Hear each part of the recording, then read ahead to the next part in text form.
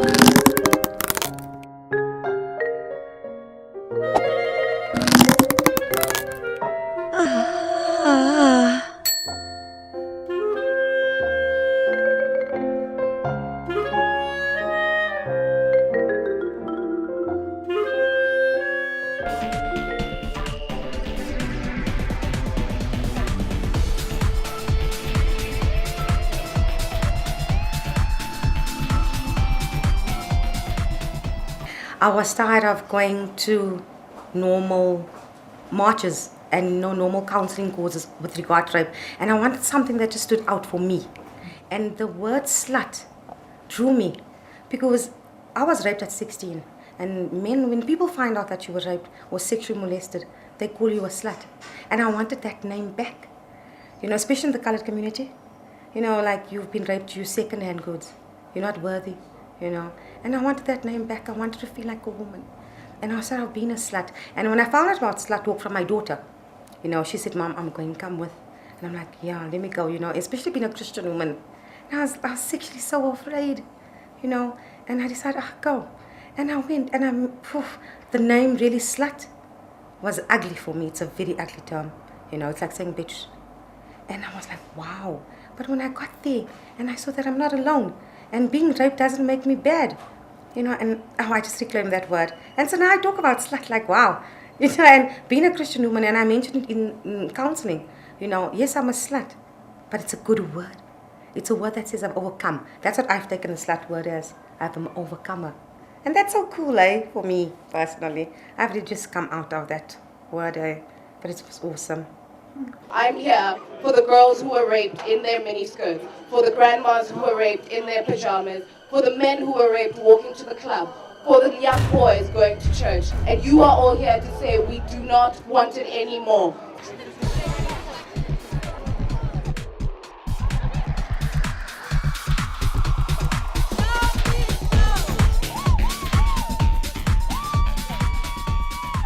I think for me, as the chairperson of the women's sector, we believe that women in diversity, whether you're lesbian women, whether you're sex worker, whether you're a woman living with HIV or women with disability, you have to be respected. Rape is rape. You need to be respected as a woman. A woman comes first before anything that should happen. I had moved here from being an activist and, a communist in America. I had never written nothing. So I get here and I started going to poetry readings. It was something to do. I didn't know anybody. I needed to entertain myself. Flowers and photographs, weaved and whipping poison for the new South African still faking movement in dead statues.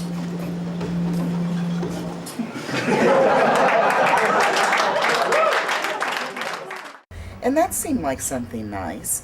And I would go, and I was totally into it. But then after a while, it felt like I didn't like the stuff that left me in my head. I wanted poetry that would hit you, that would make you feel something. And so after one of these poetry sessions like that, where these guys, beautiful poems, beautiful words, but no feeling. But this guy who's the MC said, hey, we're just a bunch of writers here together sharing what we write. And I was shocked because I'd never thought of myself as a writer. Yo. And so that night, though, I did end up writing my very first poem. But it came from that place, and it continues to come from a place of wanting to write something that someone would remember, a feeling, a space that they've imagined, an experience, or to capture to make a picture forever of something, And then sometimes love don't always work out. You can be in love, but listen carefully. Like that lychee you loved so well, I lay rough and a little brown, protecting my precious inner fruit, deceiving all but the most knowing. That first bite oozes sweetness into your mouth, juice streaming down your chin, biting, stripping, squeezing. The outer cover is removed, revealing flesh, soft, fragrant, delicate. Caressing your tongue and sucking throat, firm, cool, fragile. You enjoy the freshness. Once finished, you roll the seed around in your mouth till the last of the taste dissolves into memory. Then you spit it out.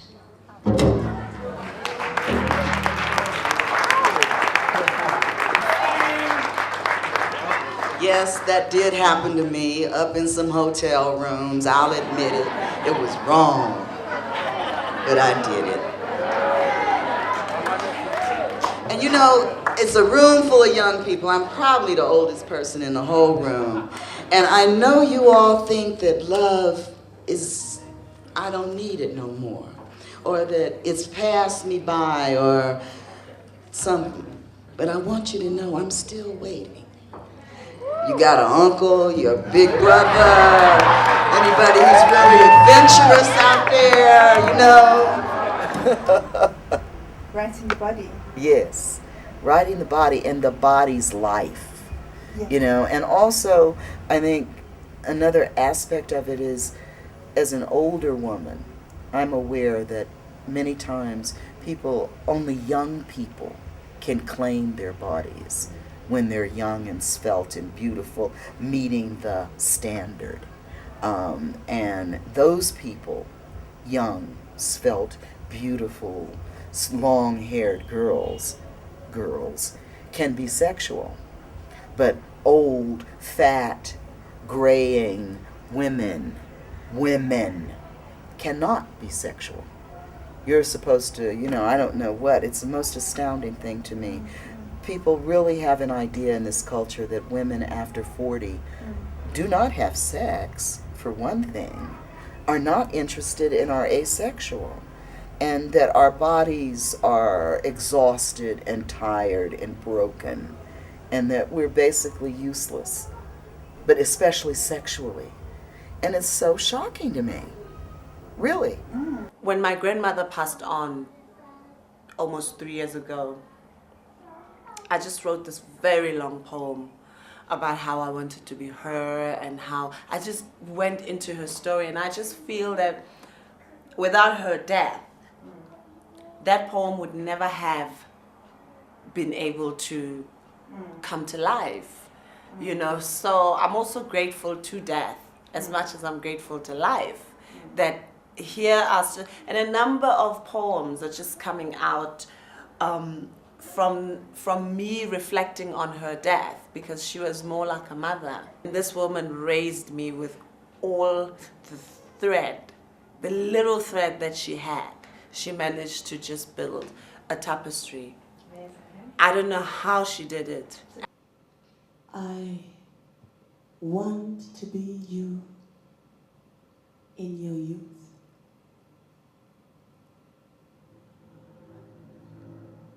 I want to be the children laughing in the garden of your dreams, the learning mother and the wise old woman who soothe your esteem when life disappoints you on so many occasions. But most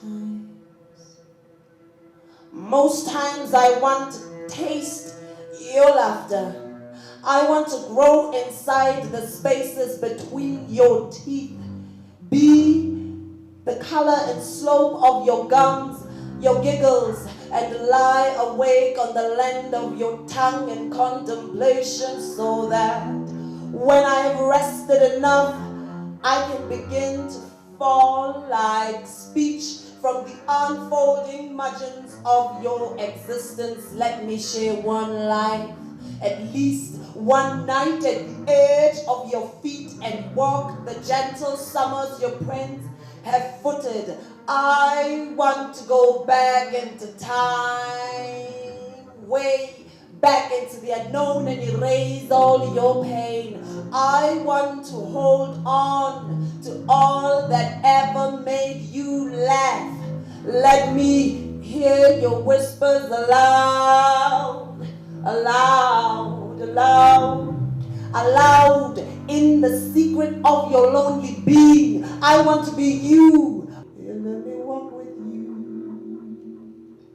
Let me walk with you. Let me walk with you. I want to scroll you from beginning to no end. I want to climb you like a song of survival. I want to be you at 7 and under the skin below your dress. I want to touch the smooth of your baby thighs and wrap them with bandages to seal the untold pain. I want to be you at 17 and under the skin below your dress. I want to play God at the entrance to your innocence. I want to comfort her, tell her not to be afraid of rapists and men seeking to conquer the sweet at our river. So let me walk with you. Let me walk with you. Let me walk with you. The celebratory stance come through wounds that I need to heal. I have to celebrate who I am for me to heal all the wrong perceptions that I've been told about who I am or who should I be. There's always been, at the end of the day, it's always been easy for me to love myself and to be happy with myself and to be okay with myself, because then I can sleep peacefully. You know, there's nothing worse than going out into the world and feeding into something that puts you down. So in me celebrating myself, it also allows me to celebrate all different kinds of beauty and shape and size. It also allows me to celebrate all different kinds of men, black, white, Indian, old, young, short, lean, big-bellied, teeth, missing teeth, whatever, you know. But, and I think that's also the basic fundamental thing about spirituality and a sense of a sense of being a human or being part of humanity, is to realize that you cannot exist against the other. that when you celebrate who you are and when you love yourself enough, it's easy to transcend that across the world through your work, through your words. And that's celebration. If I can celebrate, if I look myself in the mirror, I don't like what I see, but I can teach myself to celebrate that. Surely when I step out into the world, I can teach that 12-year-old who's experiencing what I experienced 30 years ago that, baby, there's nothing wrong with you. You're the most beautiful thing. But also I can give my peers a sense of love and self that, girl, yeah, you're big, you're struggling with your weight, but you know what? You're beautiful. You're amazing, you're intelligent, you're strong, you have so much to give the world. So let's take a walk, right? Let's boogie, let's get down. Hearts are chained together, beating in one rhythm, searching words like fat music. So this is for fat girls who hold the sun entwined in their arms, carrying people's names in their calves, laughing hard when the wind sings our fears. Their beauty conceived of madness, sunset shakes, mouthful, bodies living through lessons. The winter of their summer outshades their comfort. They can hear themselves beyond the touch of their toes. These full-size girls who allow the moon to blaze their feet until the yellow blanket cloth their waists. So this is for fat girls who play philosopher's stones to build temples in our minds, to write life with one hand, to walk sideways with curiosity. Fat babies who perch on mountain tops reciting ancient chronicles. Fat babies who sharpen swords with their teeth to swallow adversity, thumping, calling healing through their pauses. Their being bears breathless authority. Harmony resides in the depth of their spirits. So this is for fat girls. The lady who is my aunt, an old woman, my grandmother, the wife, my neighbor, child girl, my sister, my soldier, the prophet, my mother, every witch healer I have met. This is for all warriors, schizophrenics, maniacs who ski on river tears to feed the void within our souls. Their faces bent, knees tall, stomach packed of men is born of serpents, earth eaten blind. Okay. Where I come from, they hijack laughter with tongues, sending false idol to our eardrums, saying the TV sings, the radio says, cover girl sells the dream of being completely nice. They named you fat to own your pride and life so that you can die and break your stride, and called you no good enough. Anyway,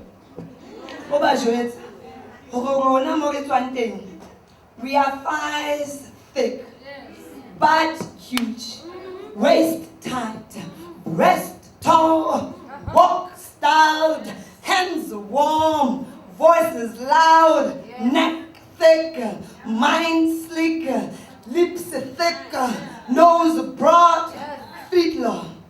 That we are the creators of lullabies born at the baseline between the composers of this armor called love. Imubako.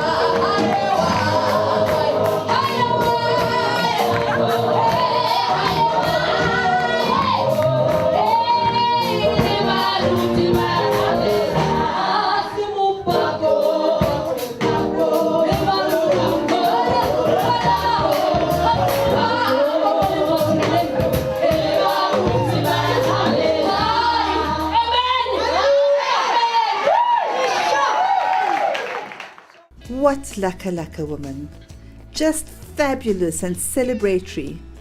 But before I go though, here is some advice from yours truly. Stop drinking the milk without the cream, the coffee without the caffeine, or eating meat without the fat. Reject the capitalist plot to control our minds, bodies and souls, and our orgasms. The time to drink full creamed milk is now. The time for full-blooded people's ideology is now. Fuck decaffeinated coffee and paternalism. Throw out all those refined sugars with refined liberal what. And live it up, people. Live it up. And that's all for now, folks. Next time, I will be interviewing some more very, very laka women. And don't forget, if it's not ribald and riotous, it is not interesting. But that is just my humble opinion. No family members or friends were harmed in the making of this episode.